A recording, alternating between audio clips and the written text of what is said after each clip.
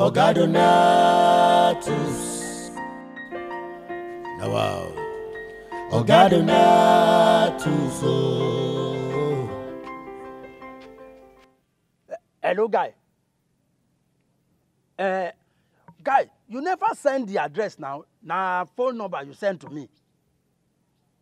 No. Now phone number you send. You never send the address. I beg, send them now.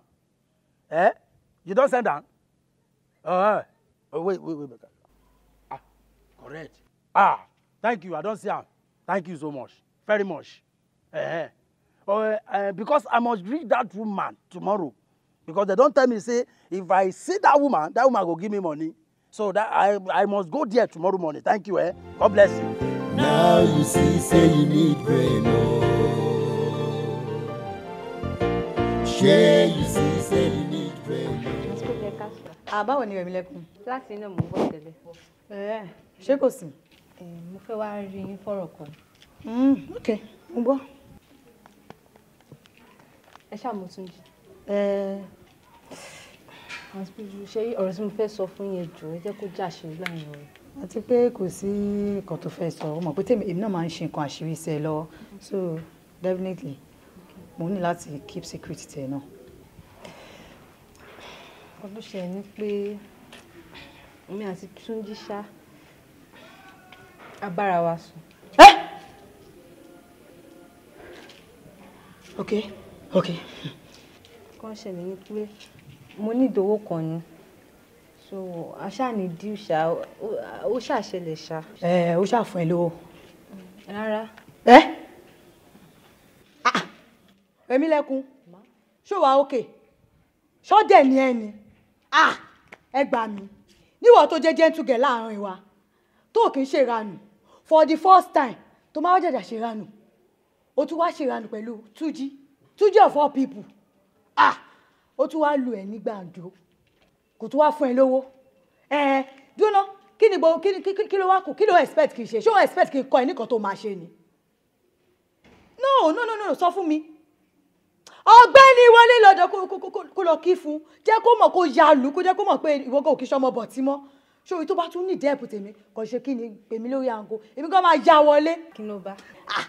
Àbẹ́rẹ́. Ebó yẹn ṣe. Dídí rìn. Imagine. Ọ̀ tó ga ọ̀. Túnjí. Ṣé gbogbo wa ní kọ́pàǹdì ló fẹ́ máa bàlẹ̀ tètè kiri ni? Bàbá Túnjí ò ní kú wé o. Oga Donatus. Now you see. Who's there? Come in. Share, you see, say you need sense. Hello. Oh, hello. But baby, mi ò rántí pé mo fún ẹ l'appointment for today now. O ò lè rántí. Nígbà tó ti ṣe nǹkan tó fẹ́ ṣe, o ò lè rántí. Bẹ́ẹ̀ ni kúkú ṣe máa ń ṣe nìyẹn. Well, owó tó promise mi látànà mi tí realize mi rí anything. Kí ló dé? Tó bá ṣá lè ṣe transfer wá fún mi ní cash.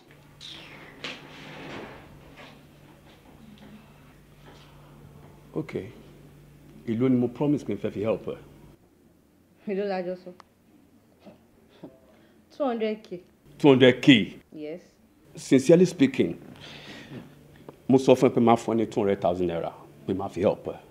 But ìgbà tí mo sọ yẹn, I had money then. But recently mo discover pé wọ́n ti scam mi mẹ́ 7,000 naira ló wà local account mi. Ìwọ gan ò lè believe now. 7 kini? Yeah, 7,000 naira. Ó dà ń kó o ti ya wèrè.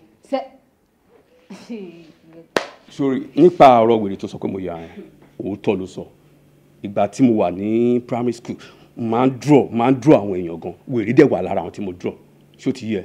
So lóòótọ́ mo ti ya wèrè rí. Àbí mo ṣì léwọ̀ ni? Túnjí, ìwọ ya wèrè.